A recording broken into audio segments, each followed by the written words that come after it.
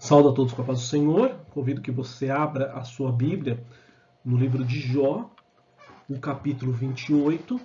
Nós vamos fazer uma leitura dos versículos 20 ao 28. Então, Jó, capítulo de número 28. Nós vamos fazer uma leitura dos versículos 20 ao 28. Tá? Na minha Bíblia aqui, que eu sempre costumo ler na escola dominical, é a nova tradução da linguagem de hoje. Aí nesse bloco aqui, nesses versículos 20 ao 28, ele fala: só Deus sabe onde está a sabedoria. Amém? Então vamos lá. De onde vem então a sabedoria? Em que lugar está a inteligência? Nenhum ser vivo pode vê-la, nem mesmo as aves que voam no céu. Até a destruição e a morte dizem: nós apenas ouvimos falar dela.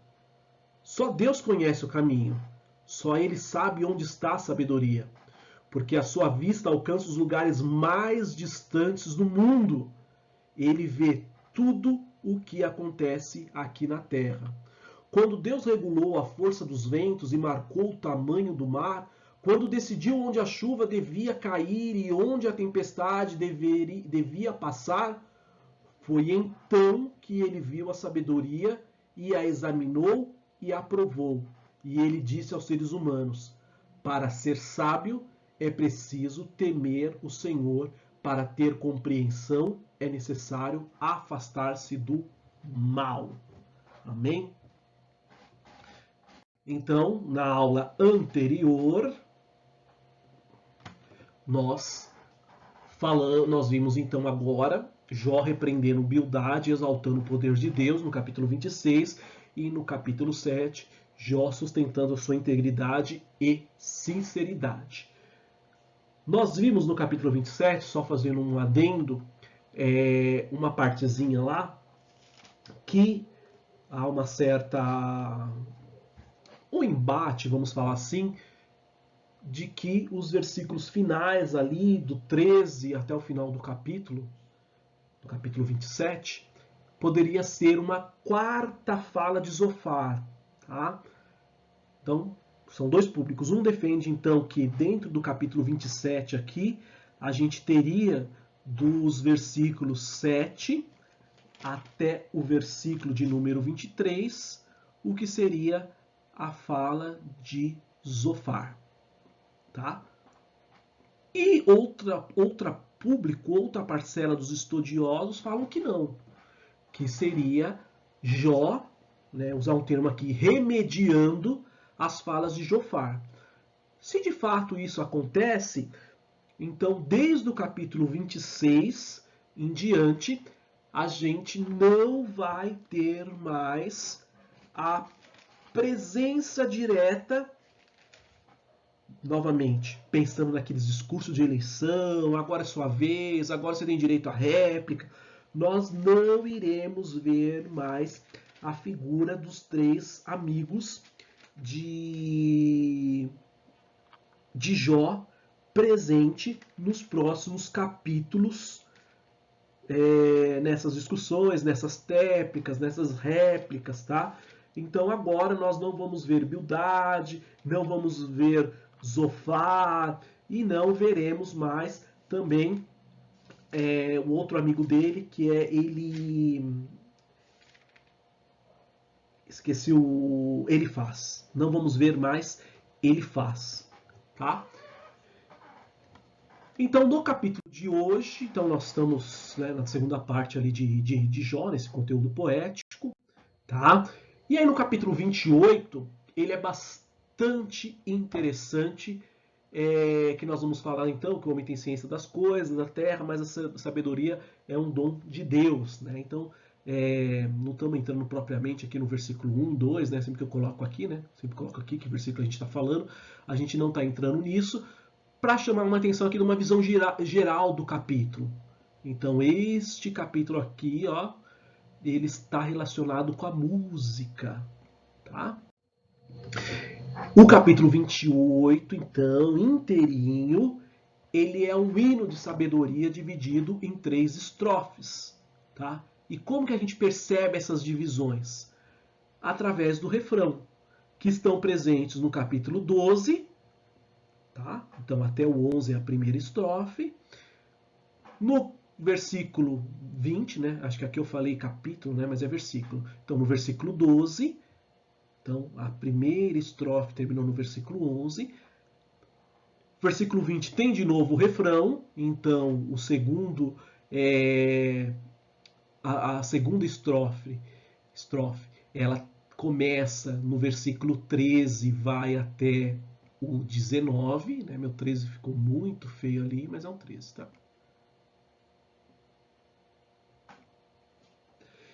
E, por último, o refrão final, ele está no versículo 28. Então isso fala pra gente que a terceira estrofe, ela está nos versos 20 a 27. Tá bom? Então,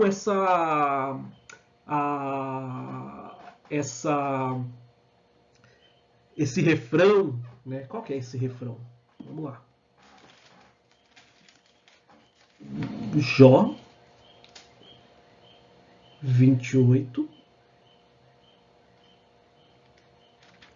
versículo 12. Olha o que diz o versículo 12. Mas onde pode ser achada a sabedoria? Em que lugar está a inteligência? Novamente, vamos ao capítulo 20, no versículo 20. De onde vem então a sabedoria? Em que lugar está a inteligência? Versículo 28. E ele disse para os seres humanos: para ser sábio é preciso temer ao Senhor, para ter compreensão é necessário afastar-se do mal. Tá? Então esses 12 e 20 aqui é o mesmo jeitão, né? E o 20 digamos que tem esse conteúdo, né? Tem os aspectos dos versículos 12 e 20, mas com um tom de finalização, uma resposta, uma explicação. Tá? Então essas perguntas retóricas aqui, por exemplo, nos versículos dos refrão, né, no versículo 12, eles têm a ideia de ligar essas duas estrofes. Né? O versículo 12 ali ele tá ligando a primeira estrofe com a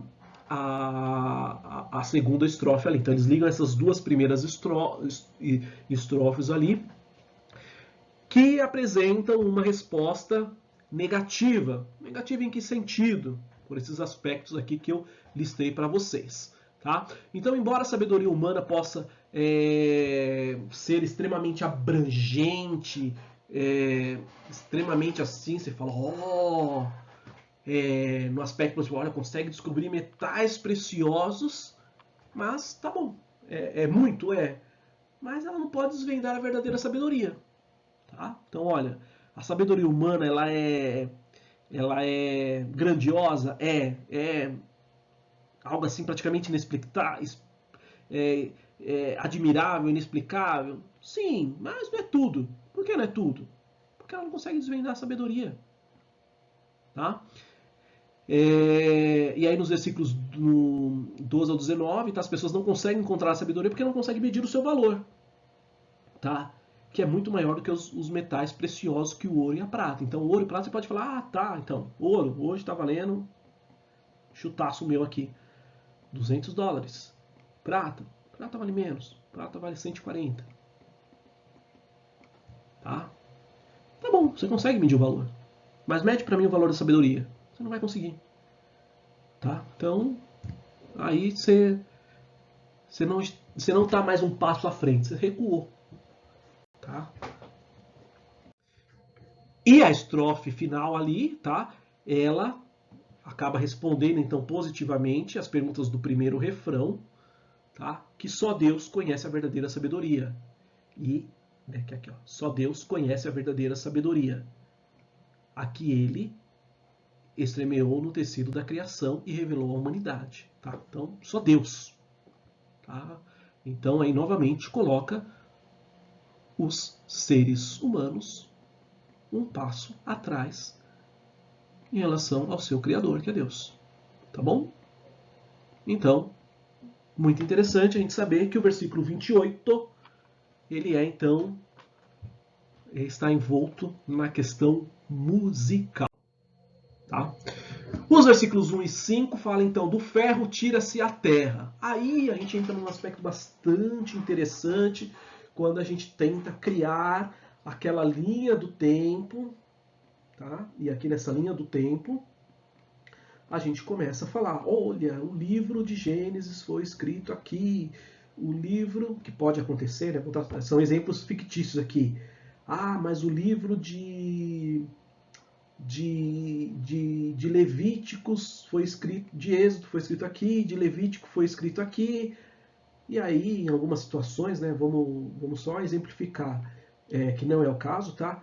Mas olha, o livro de Ruth foi escrito aqui, ó. Tá? Ah, e depois veio o de Josué, tá? Novamente, irmãos, é um exemplo hipotético, isso aqui não é uma verdade, tá? Mas eu estou querendo ilustrar que um determinado livro, ele, na linha do tempo, no ano tal, tá? Isso aqui é o ano, aqui, ó, no ano tal, ele vem antes do que teoricamente aparece na frente ali. Ah, não, mas Josué tá aqui, ó. Tá, mas olhando ali os episódios que aconteceram, ele aconteceu nessa época aqui, ó.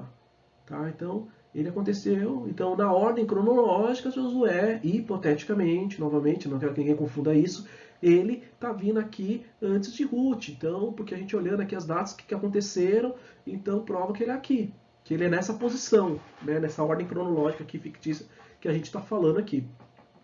E aí, essa questão que o ferro tira-se da terra, ela reforça a ideia que o livro ele foi escrito então numa época específica. Que época específica? Na época então que se gira em torno da Idade do Ferro, que data de 1200 a.C. Tá? Porque em outros livros não tem essa menção, e como o livro mencionou, falar, tá, então isso acaba sendo uma baliza, um parâmetro nosso que situa que, se aqui se fala do ferro, a gente está na época do ferro, que situa mais ou menos a idade do ferro no ano de 1200 a.C. Tá bom? O versículo 6, ele fala da safira, tá? Novamente, mas quando a gente pega o contexto, pega no hebraico, entra muito em detalhe ali, tenta se desmiuçar aquele termo, os estudiosos falam que essa safira aqui, a terminologia que está falando aqui, é provavelmente uma referência a lápis lazuli. Nome diferente, estranho. O que quer dizer isso aqui? Lição de casa. Aí vocês pesquisam o que quer dizer isso aqui, me responda para pontuar presença, tá bom? Versículo 7 e 8. A gralha, ave de rapina, leão. Por que está citando todos esses animais aqui? Qual que é a ideia? A ideia é, no contexto aqui, trazer todas as espécies de animais. Tá bom? O que quer falar aqui? Que nenhum animal conhece os tesouros ocultos na terra. Coisa que os humanos conseguem. Opa, então, vamos fazer uma classificação? Eu tenho os animais e eu tenho os homens. Então, na questão do conhecimento, aqui os homens estão em primeiro lugar. Mas por quê? Olha, porque os animais aqui, eles estão espalhados, tal, mas eles não conseguem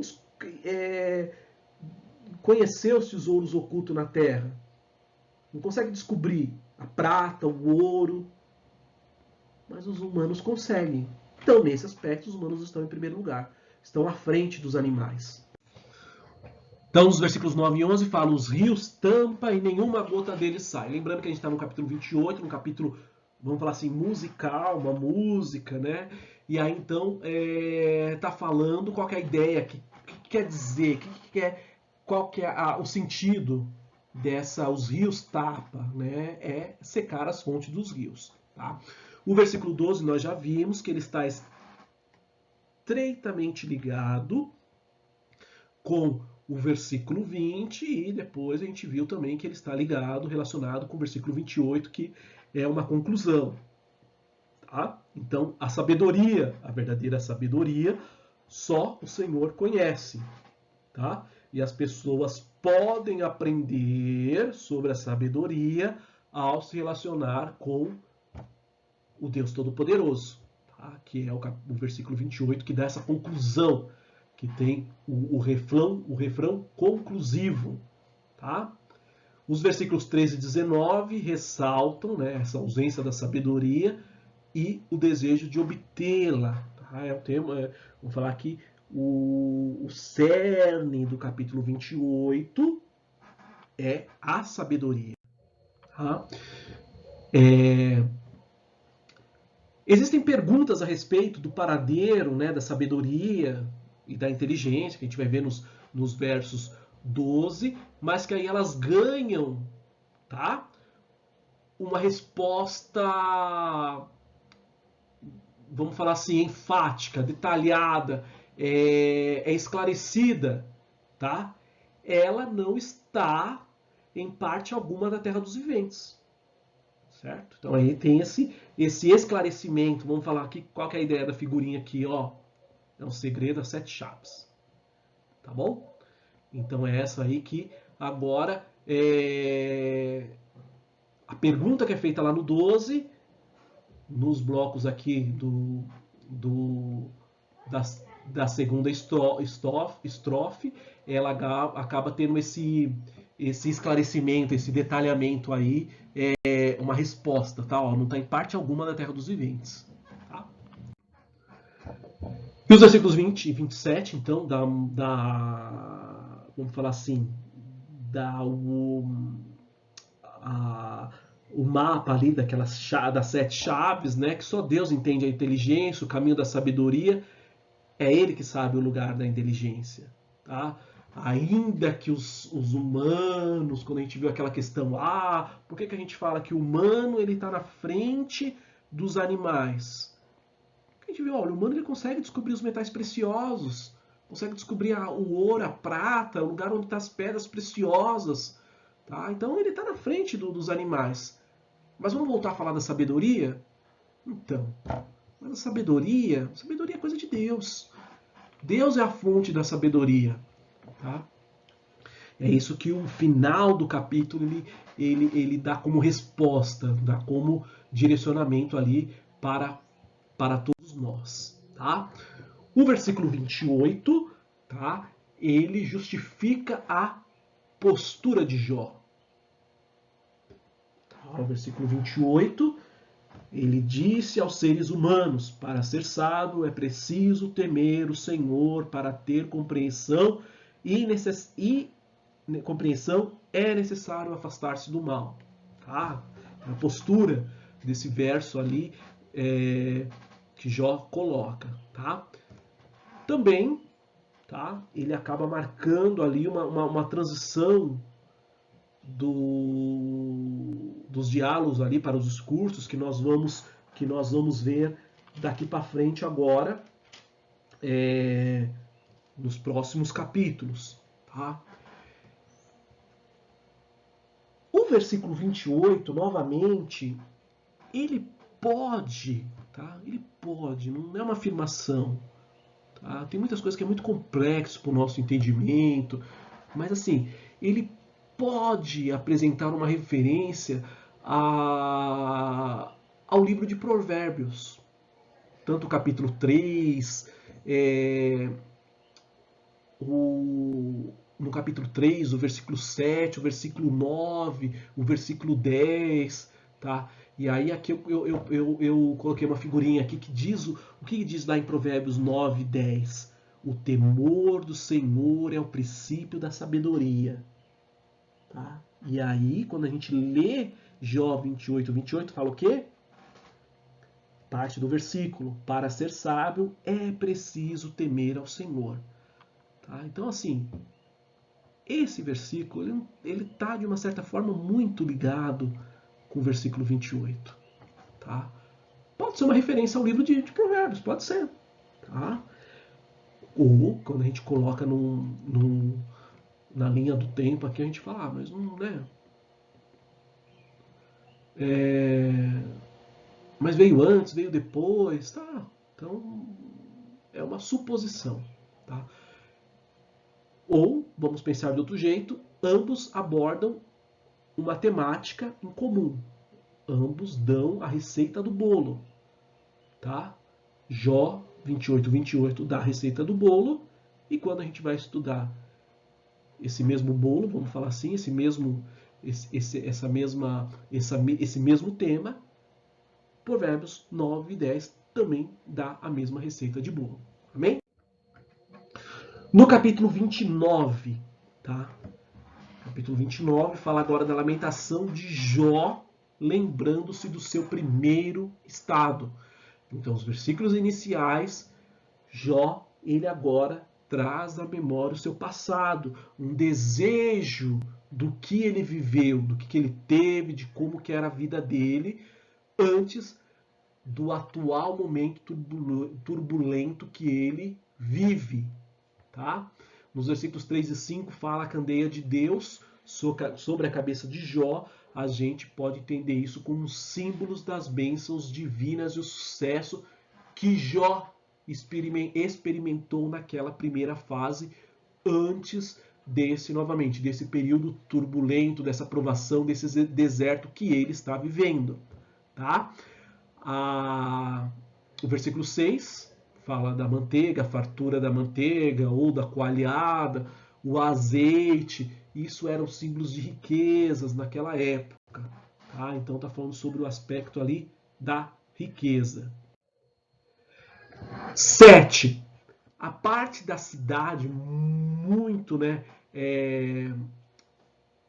importante ali era a praça, tá? Então a praça era como se fosse moderna ali, como se fosse no tempo moderno ali, pensando numa praça de um fórum, um local muito importante, tá? Não era simples uma praça, tá? Mas é onde que se desenrolava ali todos os processos comerciais e judiciais da cidade, tá? Então, quando nós pensamos num contexto mais abrangente de uma determinada nação, tá?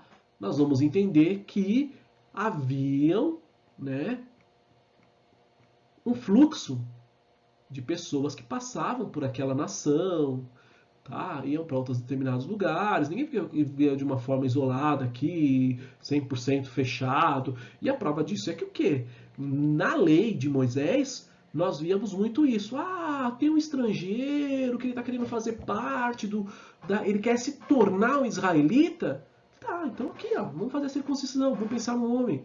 Vai fazer a circuncisão. Vai seguir a lei. Ah, você quer? Quer? Não, então vamos lá, você vai fazer parte. Por quê?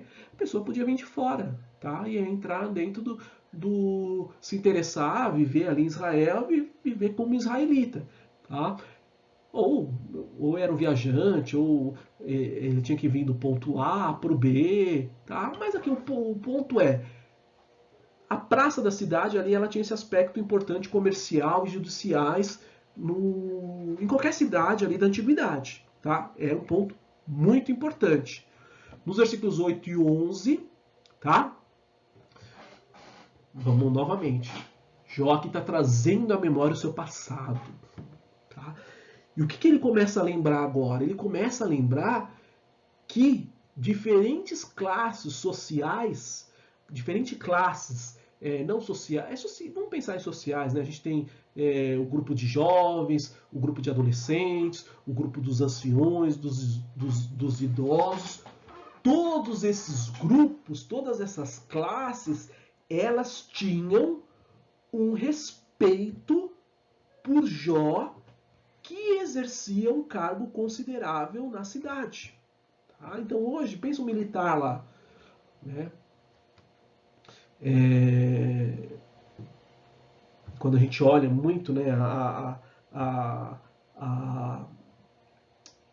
os cumprimentos entre os militares, nós vemos essa questão de honra, porque chega a falar, ó, a tua patente é muito maior do que a minha, então eu tenho que dar continência, tenho que prestar uma homenagem, prestar um cumprimento oficial aqui. Então é isso que funcionava. Todos relatavam um respeito pela função que Jó ocupava, tá?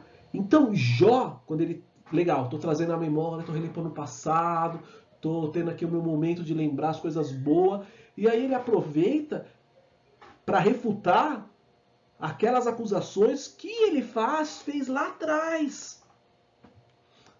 Quais foram essas acusações que ele fez lá atrás? Vamos relembrar. Jó 22, o versículo 6 ao versículo de número 9. Como garantia de um pequeno empréstimo, você ficava com as roupas de seus patrícios e assim os deixava nu. Você não dava água para as pessoas cansadas, nem comida aos que tinham fome. Você usou a sua posição e o seu poder, prova que ele tinha poder, para se tornar o dono da terra. Você roubou e maltratou os órfãos e nunca ajudou as viúvas. Tá? Então Jó aqui, ele refuta todas essas acusações que foram feitas por Elifaz, que nós acabamos de ler. Ele falou, não senhor. Não senhor. Muito pelo contrário. Eu era reconhecido, eu era elogiado pela minha postura. Tá? Vamos ler o versículo 11. Quem me ouvia falar me dava parabéns. Os que me viam falavam bem de mim.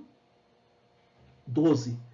Porque eu ajudava os pobres, quem pedia ajuda, cuidava dos órfãos, que não tinha quem os protegesse, pessoas que estavam na miséria me abençoavam, e as viúvas se alegravam com o meu auxílio. Então falou, olha, não senhor, tudo que o seu discurso lá atrás é uma verdade. Não condiz com o que era a minha realidade. As pessoas iam meu nome e falavam, olha, não, está de parabéns, fiquei sabendo, me falaram como que descobri através do próprio, da Mariazinha lá, que perdeu o Zezinho lá um ano, que você dá uma assistência para ela, você se preocupa, olha, tá de parabéns, viu, continue seu trabalho lindo. Era isso que eu recebia. Agora, o que você está me falando aí, que é o que nós acabamos de ler lá em Jó 22, as acusações de Elifaz não são procedentes. Tá? Então, já os versículos 14 e 15, eles então traz agora o que? O aspecto de um contraste pessoal. Tá? Outrora, Jó, ele estava coberto de justiça, usando um manto, o juízo como manto. E agora? Qual que é esse contraste? Jó ele está com a sua carne coberta com vestido de bicho. É isso que diz lá em Jó 7,5, quando tenta de alguma certa forma nos dar a dimensão da gravidade da situação que Jó estava, com aquelas feridas, com o caco lá, se coçando, tá? Então agora ele fala, olha a minha situação. Para quem lá atrás estava coberto de justiça, usava ali o juízo como manto, ajudando os órfãos, ajudando as viúvas, tá? Versículo 16, era tido como pai dos necessitados, tá? Protetor daqueles, do direito dos grupos. Novamente, agora entra muito ali quando a gente vê a lei de Moisés, quando a gente vê muita questão, olha, então, aí tem os 10 mandamentos e tinha aquela listinha de leis, né? Olha, então, vocês têm que tomar cuidado com os órfãos, vocês têm que ter uma atenção redobrada com as viúvas. Mas por quê? Porque nós sabemos que naquele contexto que nós estudamos, o homem era o responsável por trazer ali o alimento, é quem trabalhava, né? Vamos pensar, trabalhava na indústria rural, vamos falar assim, no campo, tá? E é dele que vinha o sustento. E aí quando morria ali, ficava difícil para a mulher, né? Tinha exatamente aquele contexto ali de um homem ser o mandante e tal. Então ficava difícil ali a vida de uma mulher viúva. Agora, indo mais longe, imagine então os filhos pequenos, perdeu mãe e pai. estão numa situação vulnerável. Tem que ter uma atenção redobrada sobre esse grupo.